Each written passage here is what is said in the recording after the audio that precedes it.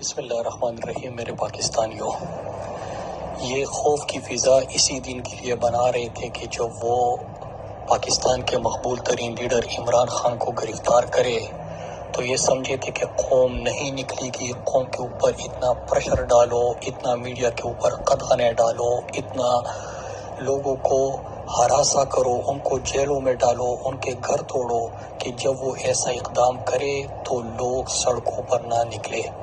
میرے پاکستانیوں، آپ کو آپ کے لیڈر عمران خان نے کہا تھا کہ آپ نے خود فیصلہ کرنا ہے کہ گھر میں سہم کر، ڈر کر، بیٹھ کر ان کی غلامی تسلیم کرنی ہے یا آپ نے حقیقی آزادی حاصل کرنی ہے۔ میرے پاکستانیوں، جیسا کہ ہماری لیڈر نے ہمیں سکھایا ہے کہ آپ نے ہمیشہ پرامن رہنا ہے۔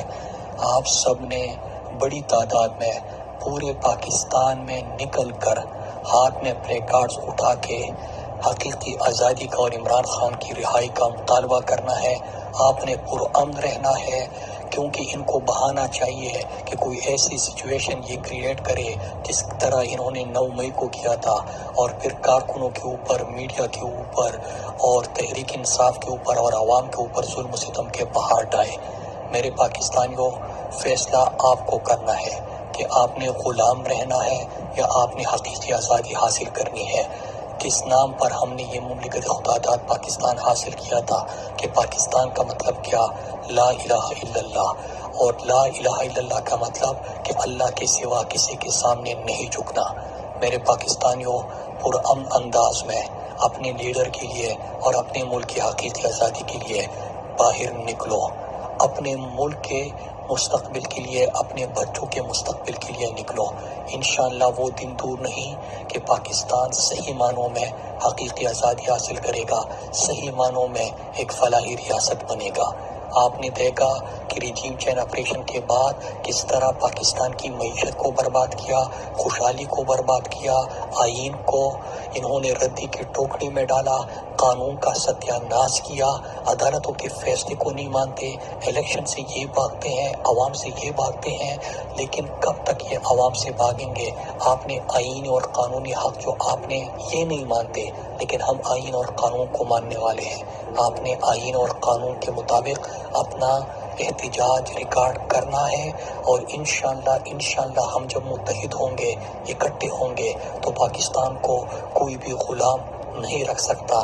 پاکستان اپنی حقیقی منزل کو انشاءاللہ پہنچے گا۔ میں اپنی ماؤں، بہنوں، بیٹوں سے، اپنے بزرگوں سے اپیل کرتا ہوں کہ آپ نے اپنے مستقبل کے لیے، اپنے ملک کے لیے، اپنے لیڈر کے لیے، اس لیڈر کے لیے جس نے ناموس رسالت صلی اللہ علیہ وآلہ وسلم کا مقدمہ پوری دنیا میں لڑا، اس لیڈر کے لیے جب اسلام کو دہشت گردی سے جوڑا جا رہا تھا تو اس نے اسلاموفوبیا کے خلاف اقوام متحدہ میں قرارداد منظور کرائی، اس لیڈر کے لیے جو مدینے کی ریاست بنانے کا عزم یونائٹڈ نیشنز میں کھڑے ہو کے کرتا ہے، اس لیڈر کے لیے جو کشمیر اور فلسطین کا سفیر بنا، اس لیڈر کے لیے جو عالم اسلام کا ترجمان بنا، اس لیڈر کے لیے جو انہوں نے غریبوں کا سہارا بنے، احساس پروگرام دیا، اس لیڈر کے لیے جو پاکستان کے نوجوانوں اور پاکستان کے مستقبل کے لیے منصوبوں کا آغاز کیا، وہ لیڈر جو پاکستان کی غداری پہ سمجھوتا نہیں کیا، اس لیڈر کے لیے جس نے دنیا کی آنکھوں میں آنکھیں ڈالی اور اس کو کہا کہ ایبسولوٹلی ناٹ، اس لیڈر کے لیے ہم نے نکلنا ہے۔ یہ سمجھتے ہیں کہ لوگوں میں خوف پیدا کر کے، ان کو ڈرا دھمکا کے، ان کو گھروں میں بند کر دیں گے، اور یہ جو مافیا ہے یہ پاکستان کے اوپر اس طرح حکومت کرتا رہے گا، اس طرح ظلم و ستم کرتا رہے گا۔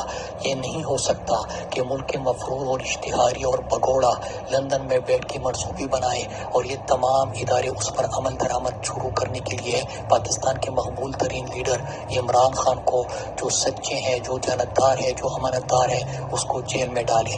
آپ نے اس کے خلاف نکلنا ہے۔